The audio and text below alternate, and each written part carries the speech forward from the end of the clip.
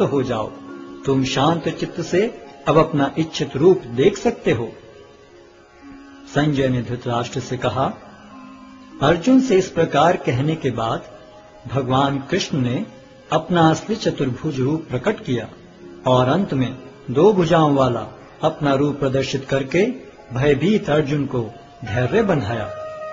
जब अर्जुन ने कृष्ण को उनके आदि रूप में देखा तो कहा, हे जनार्दन, आपके इस अति सुंदर मानवीय रूप को देखकर मैं अब स्थिर चित्त हूँ और मैंने अपनी प्राकृत अवस्था प्राप्त कर ली है।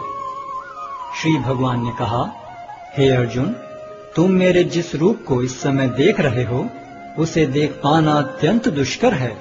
यहाँ तक कि देवता भी इस अत्यंत प्रिय रूप को देखने की ताक में रहते हैं।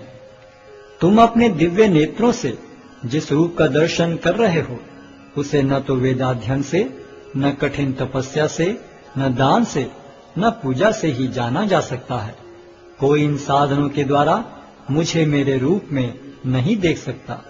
हे अर्जुन, केवल अनन्य भक्ति द्वारा मुझे उस रूप में समझा जा सकता है जिस रूप में मैं तुम्हारे समक्ष खड़ा हूँ, और इसी प्रकार मेरा साक्षात दर्शन भी किया जा सकता है। केवल इसी विधि से तुम मेरे ज्ञान के रहस्य को पा सकते हो। हे अर्जुन, जो व्यक्ति सकाम कर्मों तथा मनोधर्म के कलमश से मुक्त होकर मेरी शुद्ध भक्ति में तत्पर रहता है, जो मेरे लिए ही कर्म करता है, जो मुझे ही जीवन लक्ष्य समझता है और जो प्रत्येक जीव से मैत्री भाव रखता है, वह निश्चय ही मुझे प्राप्त करता है।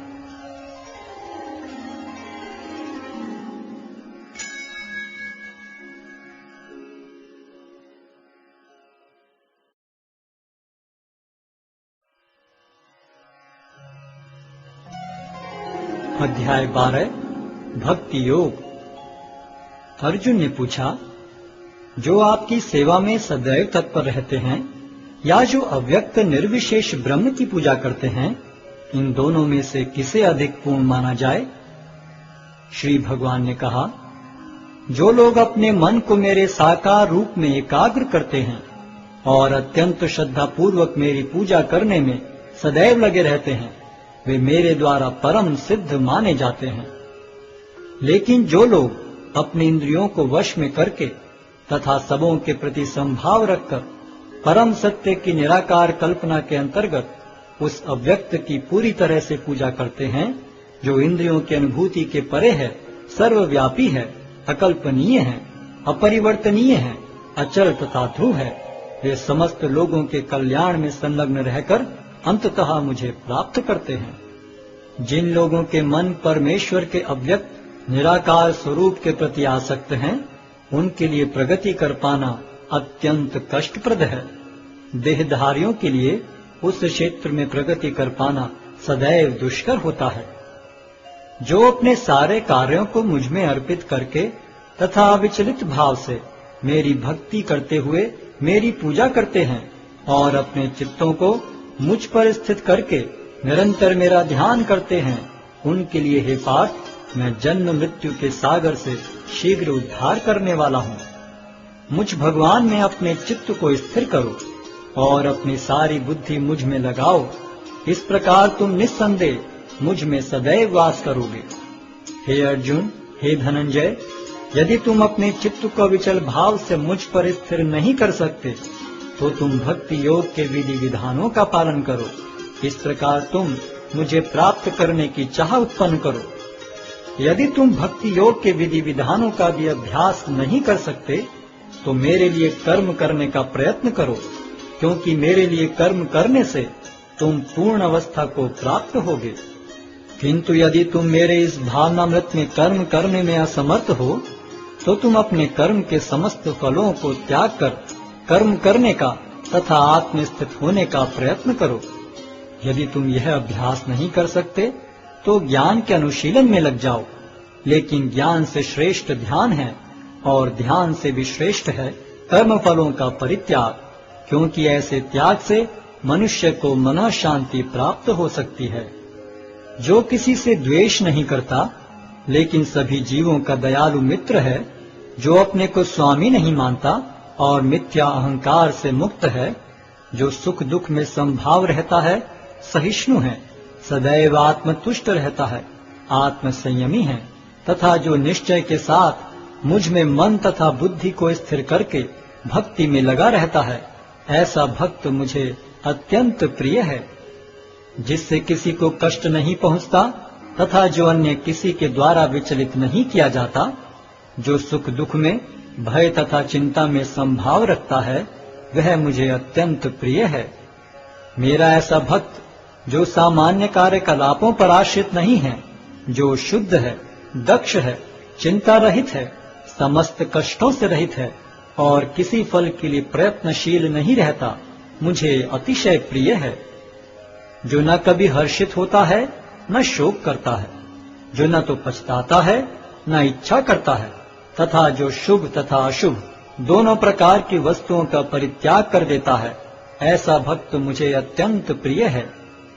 जो मित्रों तथा शत्रुओं के लिए समान है, जो मान तथा अपमान, शीत तथा गर्मी, सुख तथा दुख, यश तथा अपयश में संभाव रखता है, जो दूषित संगति से सदैव मुक्त रहता है, जो सदैव मौन और किसी भी वस्तु से संतुष्ट रहता है, जो किसी प्रकार के घर बार की परवाह नहीं करता, जो ज्ञान में दृढ़ है और जो भक्ति में संलग्न है, ऐसा पुरुष मुझे अत्यंत प्रिय है।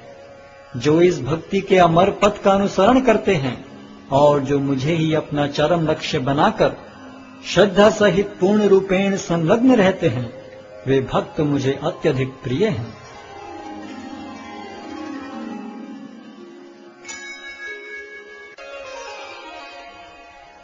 अध्याय 13 प्रकृति, पुरुष तथा चेतना। अर्जुन ने कहा, हे कृष्ण, मैं प्रकृति एवं पुरुष, क्षेत्र एवं क्षेत्रज्ञ तथा ज्ञान एवं ज्ञेय के विषय में जानने का इच्छुक हूं। श्री भगवान ने कहा, हे कुंती पुत्र, यह शरीर क्षेत्र कहलाता है और इस क्षेत्र को जानने वाला क्षेत्रज्ञ है। हे भरतवंशी, तुम्हें ज्ञात होना चाहिए कि मैं भी समस्त शरीरों में ज्ञाता भी हूँ और इस शरीर तथा इसके ज्ञाता को जान लेना ज्ञान कहलाता है, ऐसा मेरा मत है। अब तुम मुझसे यह सब संक्षेप में सुनो कि कर्म क्षेत्र क्या है, यह किस प्रकार बना है, इसमें क्या परिवर्तन होते हैं, यह कहाँ से उत्पन्न होता है, इस कर्म क्षेत्र को जानने वाला कौन है और उसके क्या प्रभाव हैं। विभिन्न वैदिक ग्रंथों में विभिन्न ऋषियों ने कार्यकलापों के क्षेत्र तथा उन कार्यकलापों के ज्ञाता के ज्ञान का वर्णन किया है। इसे विशेष रूप से वेदांत सूत्र में कार्य कारण के समस्त तर्क समेत प्रस्तुत किया गया है। पंच महाभूत, अहंकार, बुद्धि, अव्यक्त, 10 इंद्रियां तथा मन, 5 इंद्रिय विषय, इच्छा, द्वेष, सुख, दुख, संघात, जीवन के लक्षण तथा धैर्य, इन सब को संक्षेप में कर्म का क्षेत्र तथा उसकी अंत क्रियाएं कहा जाता है।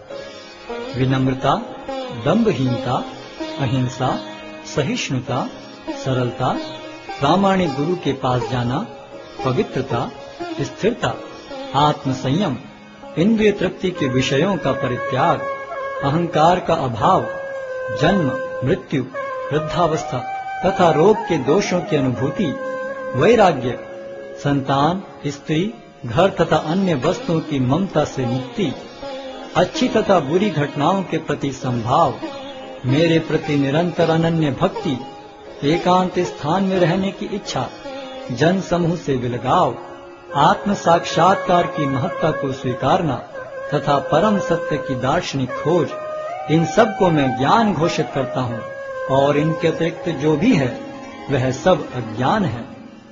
अब मैं तुम्हें ज्ञेय के विषय में बतलाऊंगा, जिसे जानकर तुम नित्य ब्रह्म का आस्वादन कर सकोगे। यह ब्रह्म या आत्मा जो अनादि है और मेरे अधीन है, इस भौतिक जगत के कार्य कारण से परे स्थित है। उनके हाथ, पांव, आंखें, सिर तथा मुंह तथा उनके कान सर्वत्र हैं।